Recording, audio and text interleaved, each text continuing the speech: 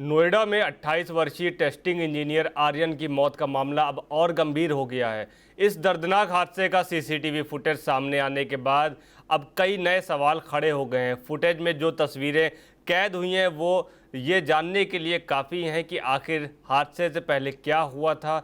क्या ये सिर्फ एक दुर्घटना थी या फिर लापरवाही ने एक और युवा की जान ले ली। आखिर सीसीटीवी में क्या दिखा और क्यों अब नोएडा अथॉरिटी व बिजली विभाग पर सवाल और तेज़ हो गए हैं, देखिए हमारी ये खास रिपोर्ट। नमस्कार, आप देख रहे हैं आई इंडिया और मैं हूं मुत्तलिब सिद्दीकी। उत्तर प्रदेश के नोएडा में 28 वर्षीय टेस्टिंग इंजीनियर आर्यन की दर्दनाक मौत का सीसीटीवी फुटेज सामने आने के बाद पूरे मामले ने अब नया मोड़ ले लिया है। वीडियो में दिखाई दे रहा है कि आर्यन बारिश के पानी से बचते हुए सड़क के किनारे किनारे चल रहा था। इसी दौरान उसका पैर नाले के ऊपर रखी टूटी हुई स्लैब पर पड़ता है।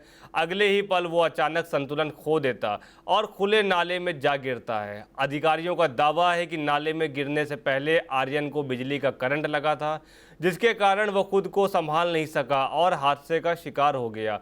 प्रत्यक्षदर्शियों के मुताबिक घटना के तुरंत बाद आसपास मौजूद लोगों ने आर्यन को बचाने की कोशिश की, लेकिन जैसे ही एक व्यक्ति उसे उठाने के लिए आगे बढ़ा, उसे भी करंट का जोर का झटका महसूस हुआ। इसके बाद मौके पर अफरा तफरी मच गई। वहीं बिजली आपूर्ति बंद कराए जाने के बाद राहत और बचाव कार्य शुरू किया गया, लेकिन तब तक काफ़ी देर हो चुकी थी और आर्यन की जान नहीं बचाई जा सकी। मृतक आर्यन उत्तर प्रदेश के फर्रुखाबाद जिले का रहने वाला था। वो नोएडा के सेक्टर 22 में अपनी मां के साथ रहता था।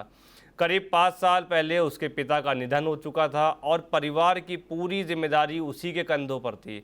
आर्यन सेक्टर 57 स्थित एक निजी कंपनी में टेस्टिंग इंजीनियर के रूप में कार्यरत था। रोज़ की तरह वो सुबह ड्यूटी के लिए निकला था, लेकिन रास्ते में हुई ये दुर्घटना उसकी ज़िंदगी का आखिरी सफ़र बन गई।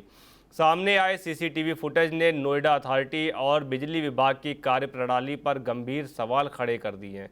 वीडियो में साफ दिखाई देता है कि नाले के ऊपर लगी स्लैब पहले से टूटी हुई थी और आसपास जल भराव की स्थिति बनी हुई थी। आशंका जताई जा रही है कि पास में लगे जर्जर बिजली के खंभे में करंट उतर गया था। उसी करंट की चपेट में आने के बाद आर्यन खुले नाले में गिर गए। मौके पर मौजूद लोगों ने भी करंट महसूस होने की बात कही है। ये पहला मामला नहीं है। इससे पहले भी इंजीनियर युवराज मेहता की मौत के बाद शहर में खुले नालों और असुरक्षित स्थानों को लेकर गंभीर सवाल उठे थे।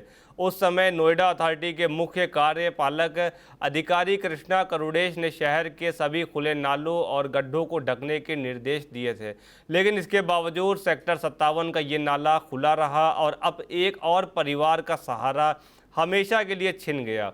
घटना के बाद स्थानीय लोगों में भारी नाराज़गी है। वहीं लोगों का कहना है कि यदि समय रहते नाले को ढक दिया गया होता और बिजली व्यवस्था की नियमित जांच होती तो ये हादसा टाला जा सकता था।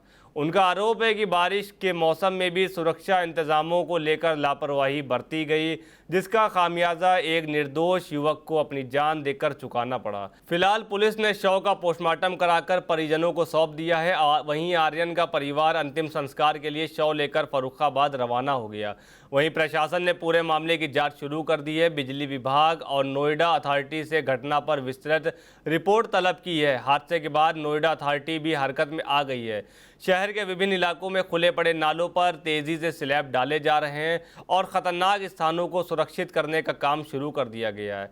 अब लेकिन सबसे बड़ा सवाल यही है कि क्या ये कार्रवाई पहले नहीं हो सकती थी? अगर समय रहते सुरक्षा इंतजाम पूरे कर लिए जाते तो क्या 28 वर्षीय आर्यन आज अपने परिवार के साथ होता? फिलहाल इस मामले की जांच जारी है और सीसीटीवी फुटेज भी जांच का अहम हिस्सा बन चुका है। अब सबकी नज़र इस बात पर है कि इस हादसे के लिए जिम्मेदार लोगों पर क्या कार्रवाई होती है, क्योंकि सवाल सिर्फ एक युवक की मौत का नहीं बल्कि उन व्यवस्थाओं का भी है जिनकी लापरवाही किसी की भी जान ले सकती है। खबर आपकी, नजर हमारी। देखते रहिए आई इंडिया।